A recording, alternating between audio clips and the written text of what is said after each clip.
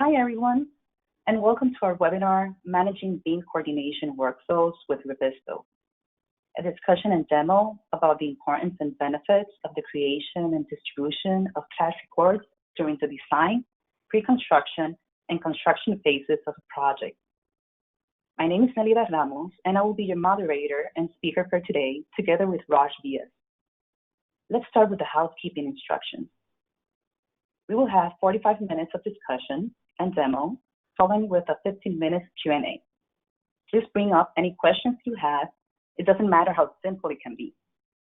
You can submit your questions in the chat box located in the top right of the GoToMeeting screen. And at the end, we will go through them. Whichever questions we cannot get to, we'll be sure to follow up in our social media and email. For a better view of the webinar, you have the option to change the view to hide everyone in the top drop-down in the center. This webinar is being recorded and will be shared with all of you. A little bit about myself. I have a dual degree in industrial design and interior design, and an MBA in project management. I have over 15 years of experience in the design and construction industry, managing multiple projects of different scales and complexities. As a senior project manager at ENGworks, I coordinate and manage all BIM logistics as they relate to different phases of the project, from the initial modeling phase to the as-built drawings. Raj Vyas is a coordination fabrication project manager here at ENGworks. Raj takes on coordination projects of wide-ranging sizes, scope, and schedule, works with diverse teams of stakeholders, and tackles varying challenges to deliver the most efficient project-specific solution. With a construction management background, Raj brings the problem-solving mindset and the teamwork aspect together to create and execute some smooth coordination workflows in all phases of the construction project lifecycle. The agenda for today's webinar is as follows. We will start with how to apply the Revizto during the different phases of a project. We'll talk about our BIM coordination workflows and how we integrate Revizto's workflows as well. We will show you how to export from Revizto, from Revit and Navisworks to Revizto, how to use Revizto for cash syncing and issue creation. And in here, we will go into detail with the clash ID and clash tags and clash reports and dashboards. We will also provide some additional Revizto benefits, and we'll finalize with a 15-minute Q&A.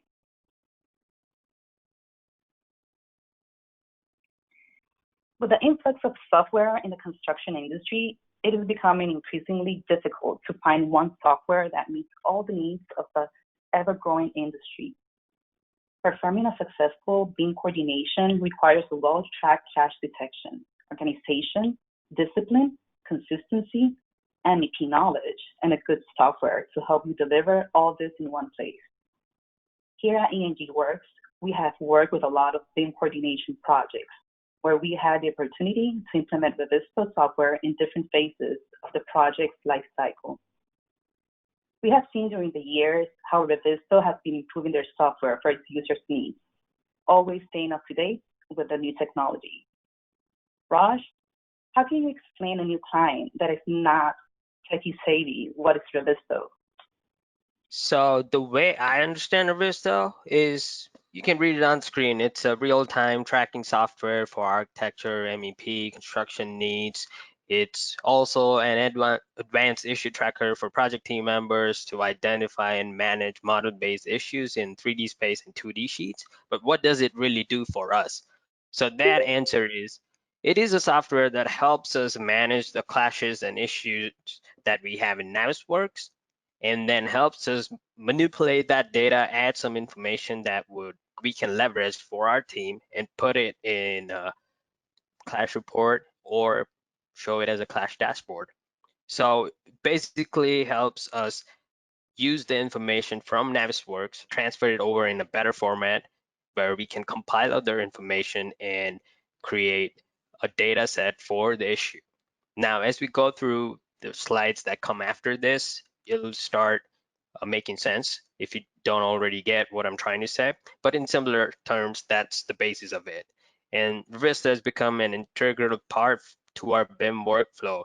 And some of the benefits that I would like to highlight are on the screen. It enhances our clash management system between stakeholders, and everybody has real-time information at any point of time. This is very important, not just for modelers or coordinators, but also our subcontractors who are on the job site.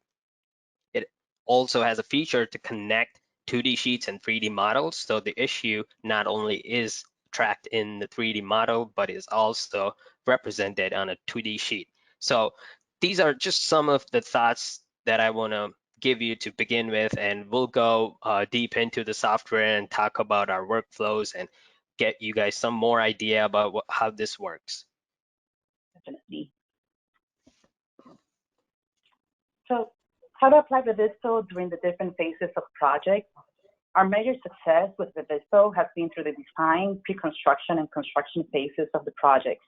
Using Revizto during the design phase will help the architects and engineers coordinate and address the clashes in an early stage. BIM coordination during the design phase will usually start during the construction document development phase, and using Revizto in this early stage will start minimizing the number of clashes generated before 100% CD turnover. During the pre-construction phase, depending when the subcontractors are on board, the BIM coordination will start.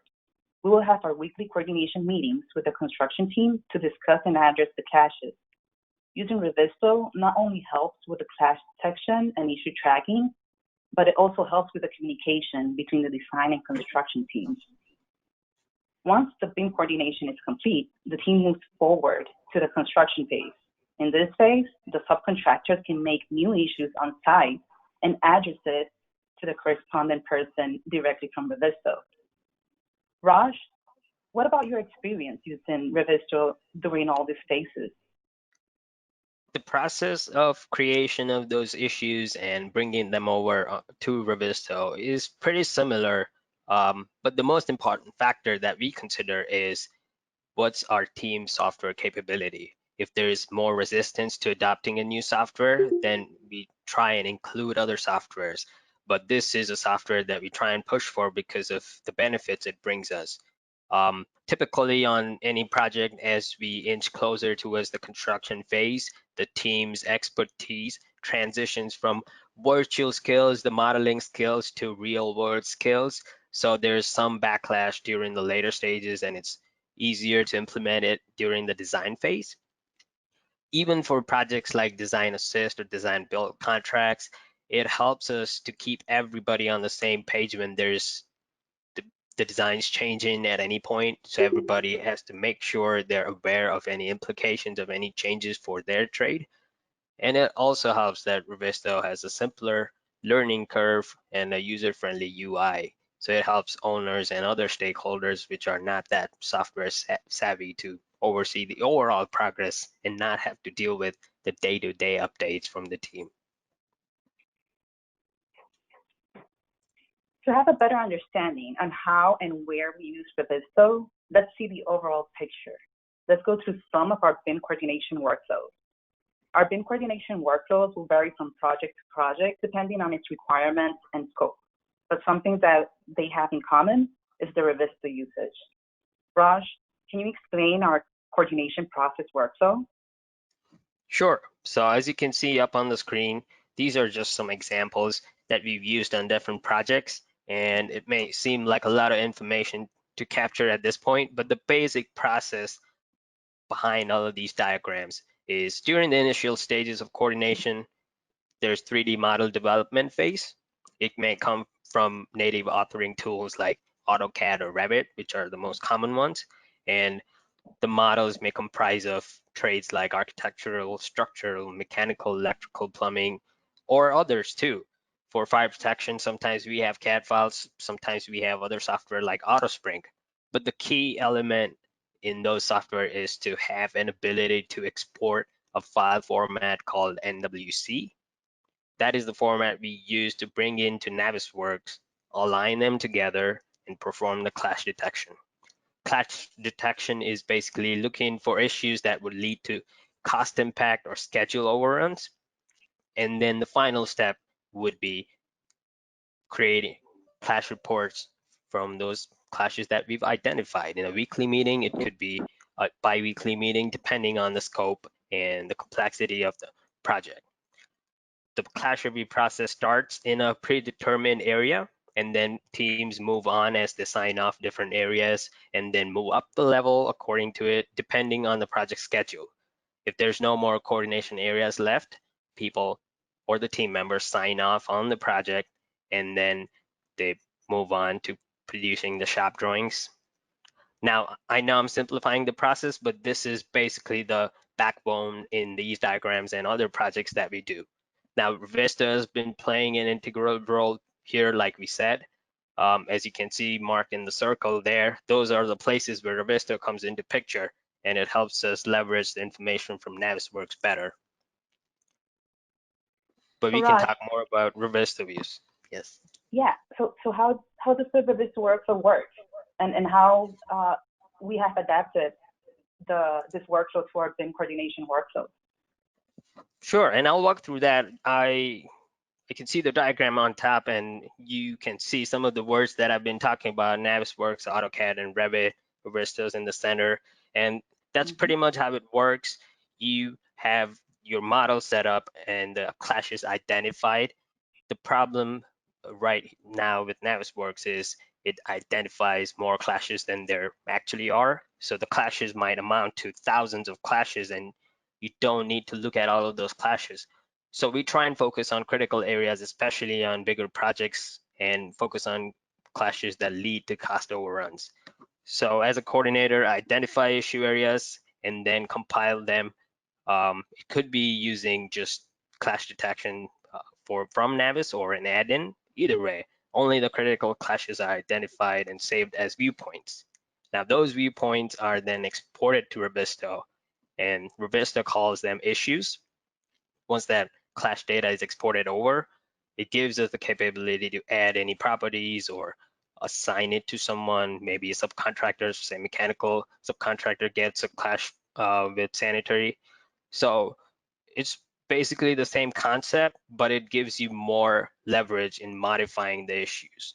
Now, the issues, you can modify them, assign designations like what level it's on, or what design phase it is, or who's responsible for resolving the clash. And it depends on how creative you get with those designations, but it gives you more power over it. Now, there are also certain projects where we've leveraged point clouds into Navisworks. Revizto accepts point cloud file format. So that really helps us when there's existing conditions to deal with. And then the model data, 2D data, and all the issue data is also accessible on cloud. And again, these are points that we'll bring up a few times during this webinar. We'll also walk you through some of the slides where you'll see step by step about how important these points are.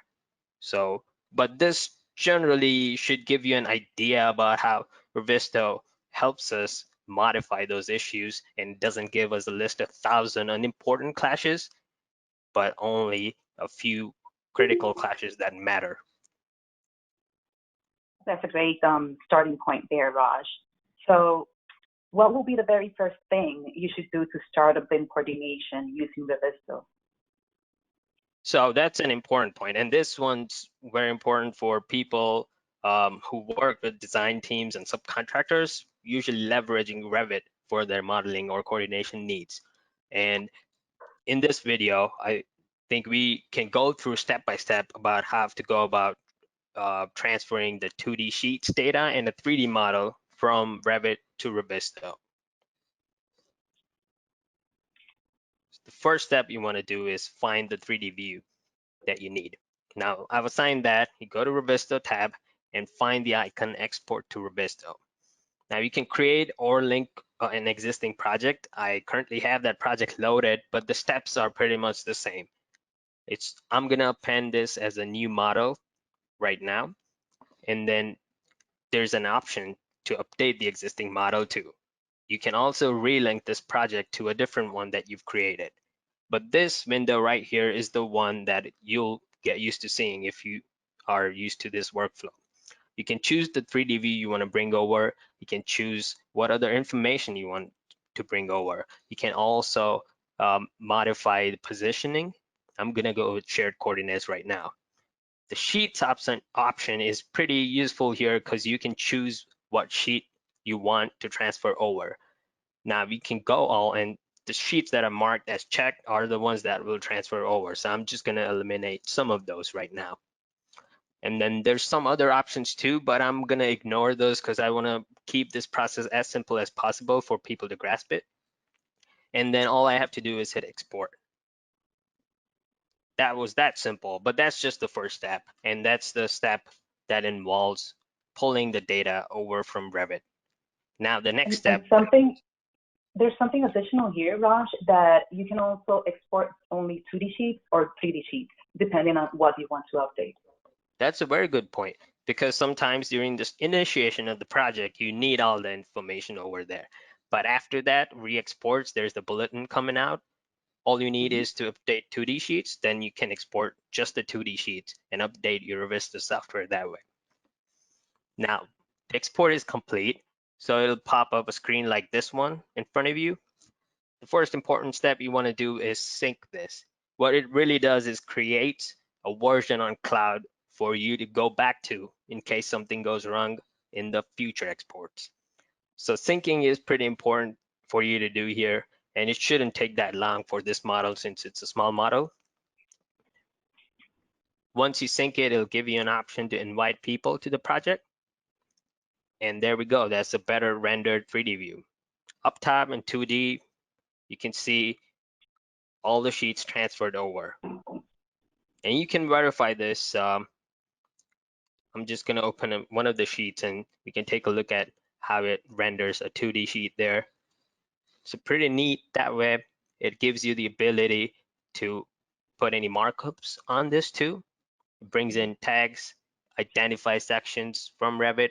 So it's an intelligent software that it brings all that data by itself, and it eliminates the need for you to guide the software step by step. But that's basically a run through to export 2D sheet set from Revit to Revizto. So now that we know how to export Revit model to Revizto, how can we use Revizto for clash syncing and issue creation? And what is the difference between clash syncing in small projects versus big projects? That's a very good question, and it goes back to the point where I mentioned that Navisworks has this programming where it creates more clashes than there really are.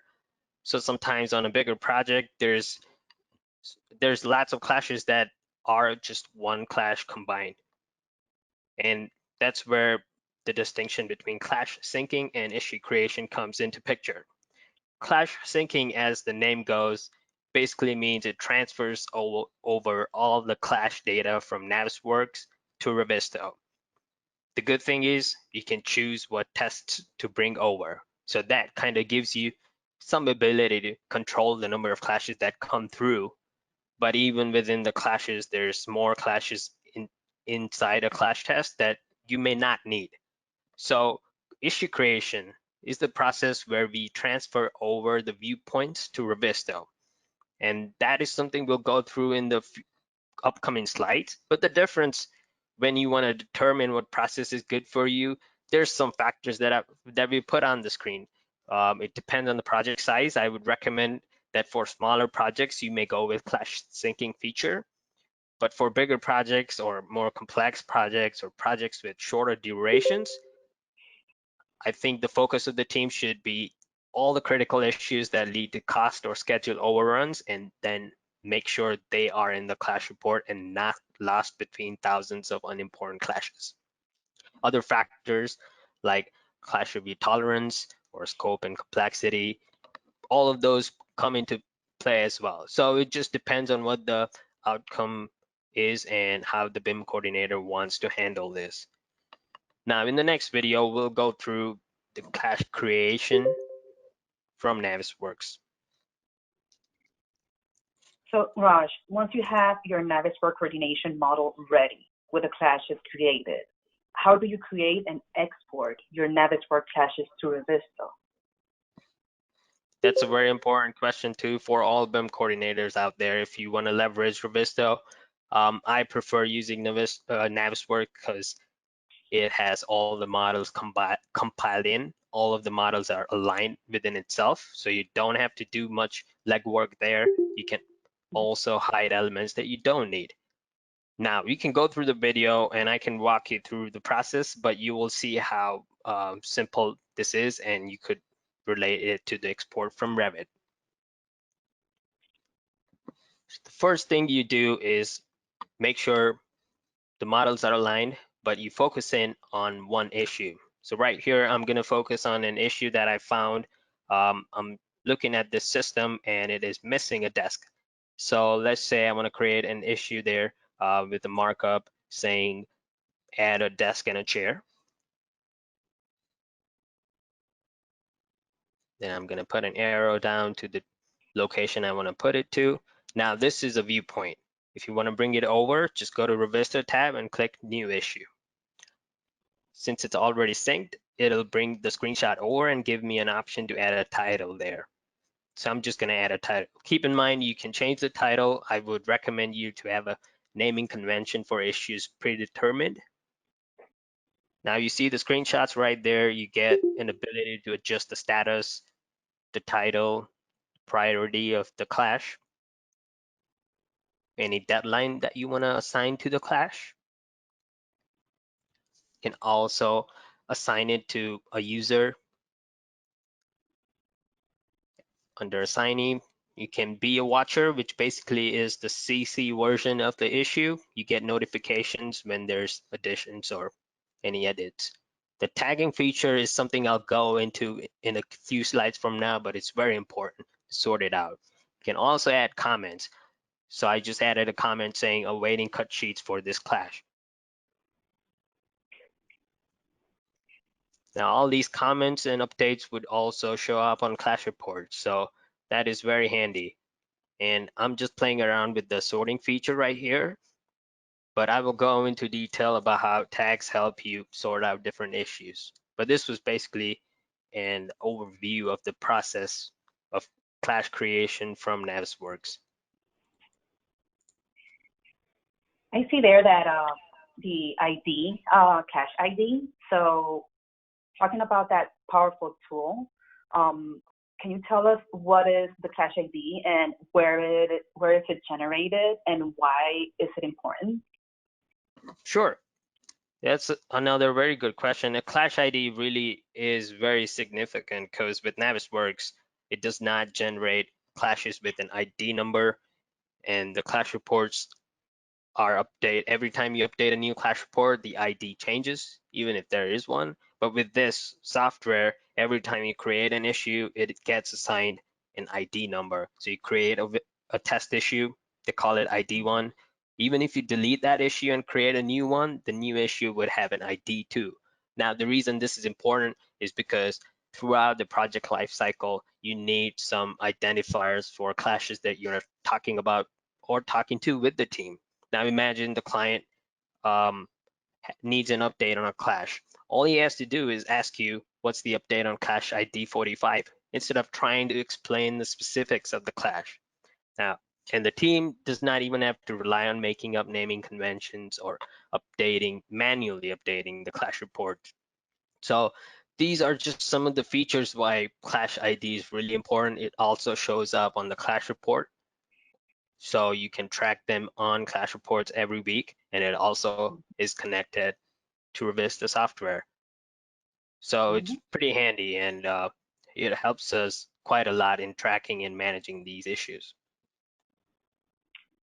Well, Raj, I have to say that one of my favorite features in Revizto are the clash tags, and because they can be created for the issue and later used to filter and search within the issue tracker or to pull out from reports quickly, like you mentioned. Can you talk to us more about the clash tags? Sure, and I'm a fan of this feature too. It saves us a bunch of time and helps us sort out hundreds of issues within a second, and it just is very helpful. And in the next slide, I go through all of that, so don't worry if you don't get why we're raving about this just yet. But these basically are custom defined filters. So imagine you have 100 issues for design phase, 100 for pre-construction, and 100 for construction. You can assign each of those issues in different phases a tag that calls out for that phase. So the next time you want to sort them out, all you have to do is find that tag and filter all the clashes by that tag. And that's just a high level explanation on how those work. I think Mm. even with tags, it should be discussed beforehand what kind of information we need in the clash report or how we want to track the issues. But that's just Mm-hmm. some legwork that the BIM coordinator should do before starting this process. Yes, definitely. So, like you were talking, one of the big things about Revizto is its tagging capabilities. With a good tagging system, you can do miracles with the issue tracking and the clash reports. So let's see Raj take us through the process of the Revizto tag creation. Sure, and before we get started with the video, I just want to mention it's pretty simple, but it pays off massively. So let's go through the video right now and then see how we can leverage that. All you have to do is go to issue tracker. That's where you can manage all your issues effectively. There's manage tags up at the top. All you have to do is click add and then type it in. So I'm gonna create a bunch of tags here. These are just examples of the tags that we normally use, and I think it's a good example to follow. So like you saw, architectural, you can also choose to have mechanical, electrical, plumbing, fire protection. You can choose to have a review date so that you can go back to that meeting date and see how many issues were added or resolved. You can also add pre-construction, design coordination, even information on levels or information of room type. I also leverage the information of subcontractor name in these tags so that I can assign it to them on a clash report and they can go back and revisit those issues. But that's pretty much creation of tag. It's pretty simple, but it pays off massively. Now I'm gonna go ahead and create an issue. I'll create 3 issues. So I'm gonna call this test 1, and like you saw, it's pretty simple to create an issue from there. There's the create issue button up there, and you can just place the tag there. So I just created 2. I'm gonna create one more, and I'm gonna put it far back on the building, add a markup. Let's say I wanna update the lighting layout in this room. So it'll give me an option to put some text in, and I'll just put some more information for whoever wants to see this clash. Okay. So now that we've created these issues, all we have to do, okay, let me add just a title to this, but before we sort them out with tags, we want to make sure we add the tags to the issue. So I'm just going to place some random tags on these issues. So I want to add review to.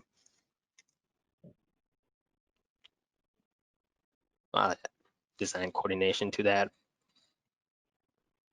Put this one in construction coordination. I'm just adding some tags so that I can sort them out later on, and it'll give you some idea. Now, keep in mind, these are just 3 clashes, very easy to maintain, but when you've got at least 20 to 30 clashes week in, week out, this is such a time-saving tool. You can see all the updates are showing in the center window too, every time you make a change. Now on the left pane, you can see current issues, my open issues, watched by me. I'm gonna change this. I'm gonna stop watching this issue, so it'll be removed from the list. So it's just that fast, finds the issues right away. You can also choose to reorder them up there. You can choose to import or export. You can share the same issues and delete them if you'd like. But custom filter is the one that we usually use. I sort it out by status, but there's a lot more options there by status and by tags. I choose to eliminate in progress, solved, and closed issues because a lot of times I just want to focus on open issues only. Now under tags, if I click on architectural, it'll only show me the tags, the issues that have architectural tags in it. You can choose to assign RFI tags to it as well. But you get the idea about how easy it is to create a tag and then assign it to an issue so that later on when you're dealing with 500 clashes and you want to sort out different clashes based on your current needs, you can do that very effectively. Raj, you know that I am fan of clash tags, but I'm also fan of doing things faster. Yeah, So can I manage multiple clashes at once? definitely. Multi-edit function helps you do just that. And again, there's 3 clashes, so I'm gonna build up on that example in this video, but it helps you manage all those issues all at once. So I'll show you how this helps. And this is more like a tips and tricks that we use regularly to improve our efficiency of the process. But we can go through the video and we can see how we can manipulate all these issues at once.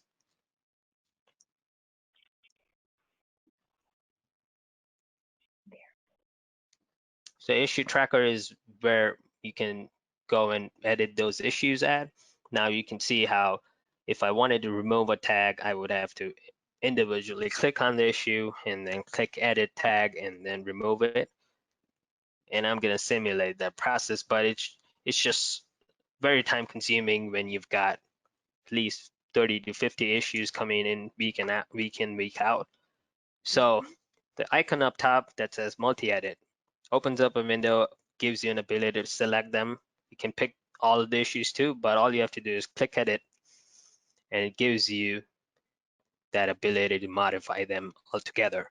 So let's do an experiment. Let's add a couple of tags and remove a tag. So let's say I want to add the review date on all of them and call all of them an RFI. And then I want to remove a tag. Let's say level 4. Let's remove that one. So I just click apply, it gives us a warning, and you click OK, and that's it. It's modified the text the way you wanted it to be. It shows up on the timeline in the center. It gives you an overall update. So that's how easy it becomes to manipulate number of issues thrown at you. You can handle multiple jobs that way, and you can keep a good track of all the issues on different jobs in different phases. Yeah, that's a great tip, Raj. Well, now let's move on to clash reports. The clash reports are by far the most useful tool for the coordination process. After every coordination meeting, the stakeholders like to review the clash list and follow up for progress before the next call. Oftentimes, the team resorts to Navisworks clash report or any manually developed clash report, which are hard to customize, and it can lead to some additional time. If the coordination is manually tracking the clashes, it becomes a monumental task to make sure all the clashes are being tracked properly and that no clashes slip through the cracks. It becomes even more difficult when referencing back to the clashes after design changes or owner request changes. Revizto eliminates the need to manage the clashes in such detail by updating the clash information in real time. That's the beauty of it. The clash reports, once created, will update itself to reflect the latest clash data. Now, let's go with Raj to demonstrate us how to create clash reports in Revizto. Sure, and before we begin with this video, I think the first thing that the team should consider, or the BIM coordinator, whoever's creating these clash reports should consider, is the kind of clash report that you need. What kind of information you're trying to get. Do you want to focus on just the design issues or issues on level 1 or just mechanical duct issues? It's important because it all comes back down to tags or the way you modify or add properties to issues. But once you have determined that, now you can go in and look at this process, and we can go and start the video and look through that whole process of the clash report creation. First thing, the reporting icon up top. is where you go to create a clash report. The report tab on the left, add new report. So I'm gonna call this a clash status report. You can manage the visibility. Keep in mind there's two main types of clash report, the Excel for the Excel lovers and the PDF one that I prefer with more information in it.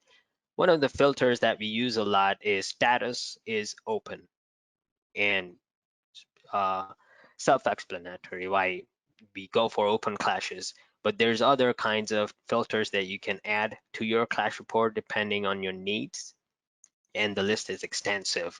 So you can choose from them. I'm just gonna go through the ones that we use normally to help you set your project up. You can also schedule a delivery, which means if you set it for each week, Revizto will send you reports without even doing anything. There's another PDF report that will give us more options as we choose the type of report to PDF. You can see you can include company logos, include all the updates and comments and bigger images. You can also add additional fields. So I usually add tags to it so that it's better for all the subcontractors and team members to see which one's assigned to them. You can also sort out the clashes on the report by ID. I usually go with ID so that it follows the normal order, ascending order. Again, status is open and I'm gonna share it to me. So all I have to do is click send now on both of those. You can also choose to share these with your team member. You'll get an email like this with a link to download. So I just got the Excel downloaded. I'm gonna go do the same thing for the PDF. Now let's go ahead and open them so you can see what the report looks like. So pretty slick, right? A few seconds here and there, and it generates a report for you. That's the clash we were looking at. There's an ID number, there's comments, and all the changes you made. If you zoom into it, you'll see the screenshot. If you want a bigger view, just click on the hyperlink at the ID. Expands and gives you a better view of the clash. Now, if you go back to that and click on Open in Revizto, this clash report is connected to that clash in Revizto. So you can jump back to the clash right of it just from the clash report. Now, that's why I love PDF reports. For Excel sheets, similar features. You can see the tags, you can see who created it, and a better view of the snapshot. So you can create these reports in whatever format the client wants and whatever format the team prefers, which is usually what a BIM coordinator should go with depending on team's preference. But you get the idea. These are the two kinds of reports that you can leverage, and this is the step-by-step tutorial on creating them. So those are the clash reports. Let's see the clash dashboard. Clash dashboard is another illustrative tool that helps the stakeholders review clash data in different formats, such as bar graphs, pie charts, status flow graphs. Reviewing clash data in such different formats can help the team to understand the overall timeline of clash resolution, pinpoint problems with the timeline, and provide a better prediction capability for future projects. This is where all the magic happens. Using the clash ID, clash tags, and filtering, it will allow you to create any clash report you want. Just like clash reports, you can schedule the dashboard views automatically, sending them weekly, monthly, or quarterly, depending on the selected group you want. Raj, what can you tell us about clash dashboards? Clash dashboards are pretty effective when you want to look at the bigger picture. You want to take a step back and see how the progress has been, or if a owner rep wants to see how the project is progressing and doesn't want to deal with day-to-day updates. These are charts that show you the issues that have been tracked, or any other information for that matter, over a period of time. It gives you some data to review and some points to consider about where the bottlenecks of the coordination processes. And it can also be used for presentations and just pretty charts to show you how well you've done with the job, I guess. Raj. But in the next slide, we'll go through the creation of this report. Yes, please show us the beauty of the Revizto dashboard. Sure. If you want to go with the video, I'll walk you through how to create that. And just like with reporting, issue tracker is where it all happens. Click on issue tracker, and the reporting is, again, the same steps you followed, but instead of going to the reports tab, you go to the dashboard tab. And you have to create a dashboard. Sometimes I create different dashboards for different subcontractors. Sometimes I create it for different design phases, construction phases. Just depends on how you want to leverage all of that data. But I'm just going to create a dashboard right now, calling it clash status. You can assign a color you want, and you can share it if you've shared this project to someone. Now it gives you an option to create a dashboard here. I'm going to go with the pie chart at first. But before I do that, I want to edit one of the issues, mark one of them as solved. And you'll understand why I'm doing this.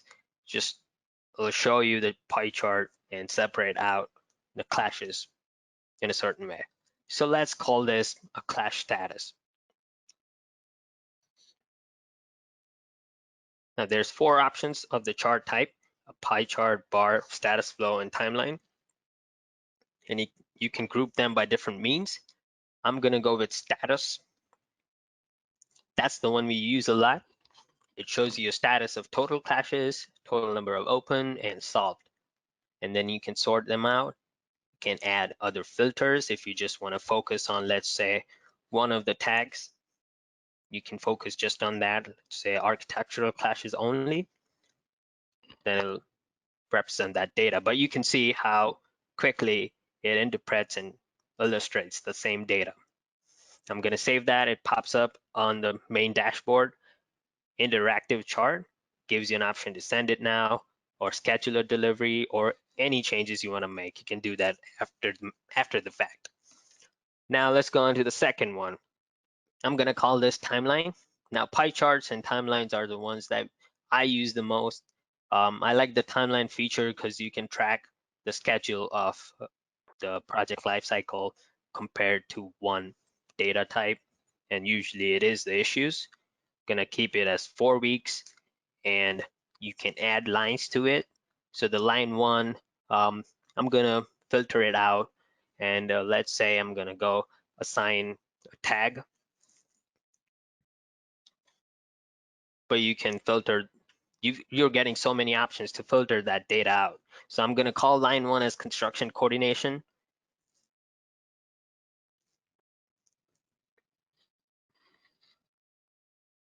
And then I also created line 2. I'm gonna call that design coordination. Again, I'll follow the same steps. I'll add a filter, sort by tags, and then find the design coordination tag. I'll add one more line, and I'll call that pre-construction coordination.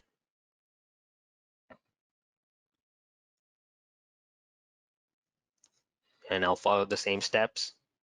I'll filter by tag and find the pre-construction coordination tag.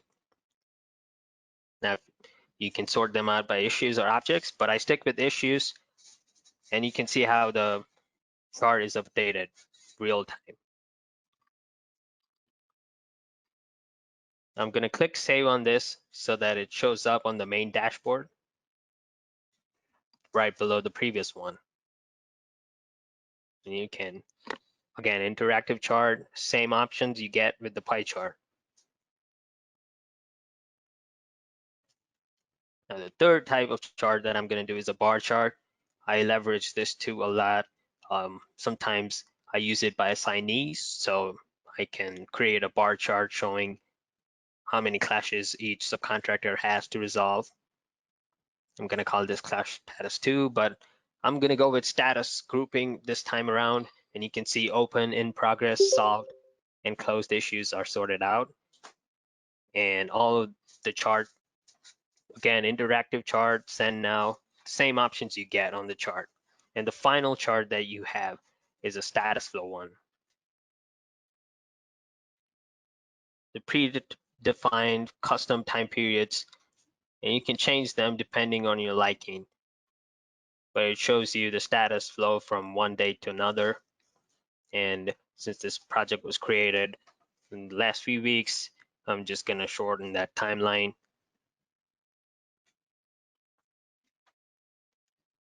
I'm gonna call it clash status flow.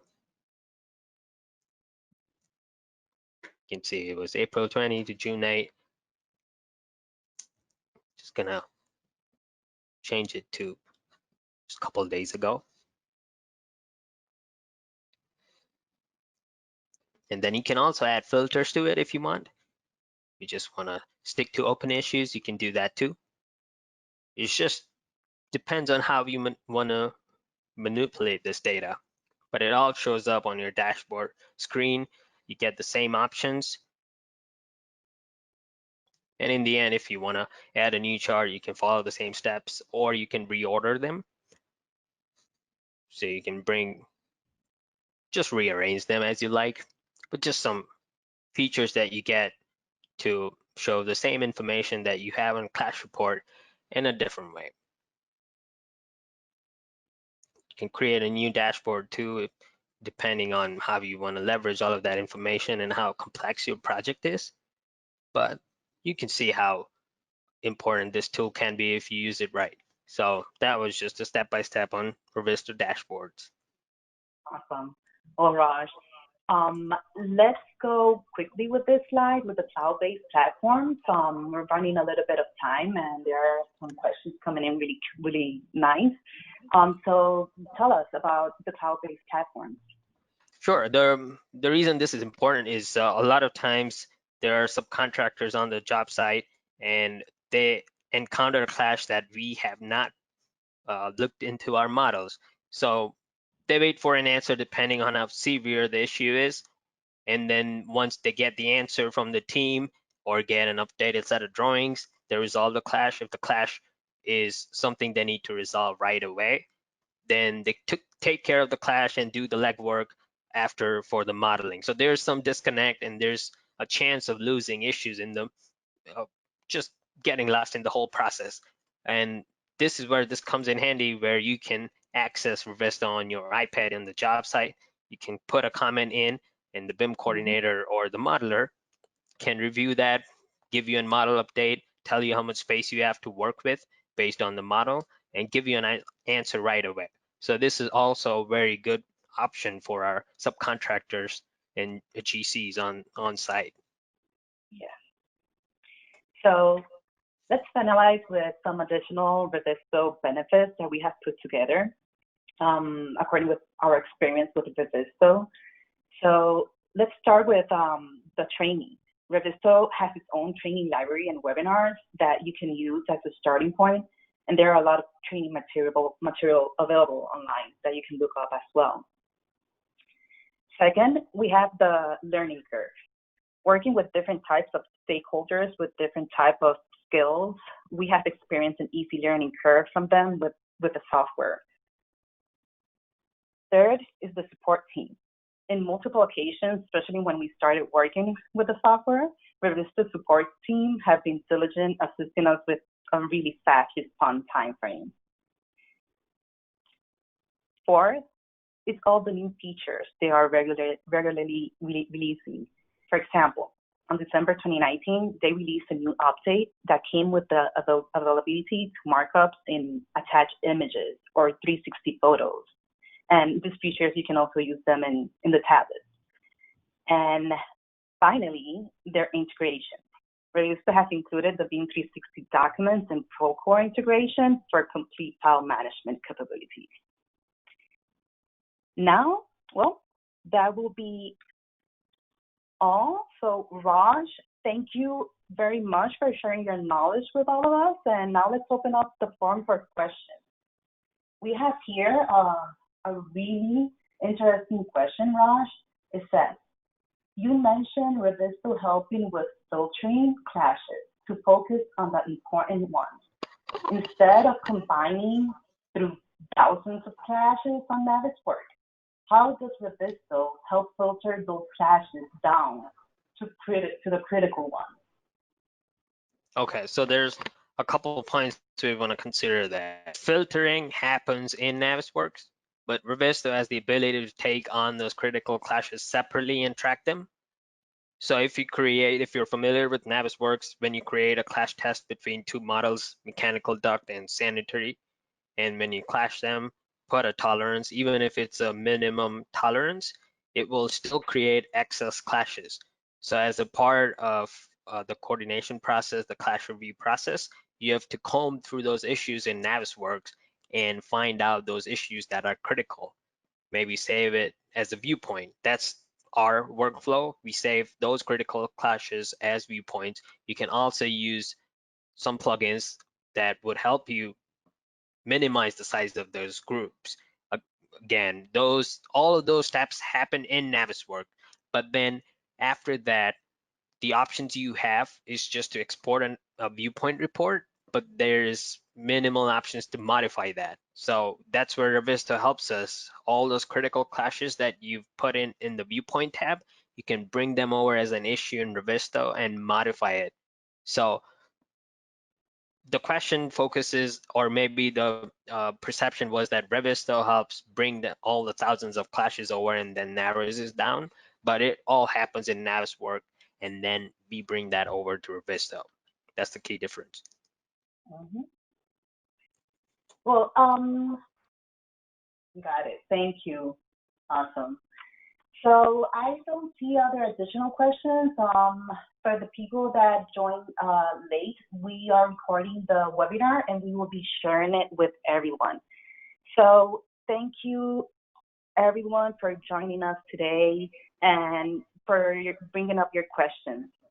Please follow us in our social media channels, LinkedIn, Facebook, Twitter, Instagram, and YouTube to be updated with our announcements and our next webinars.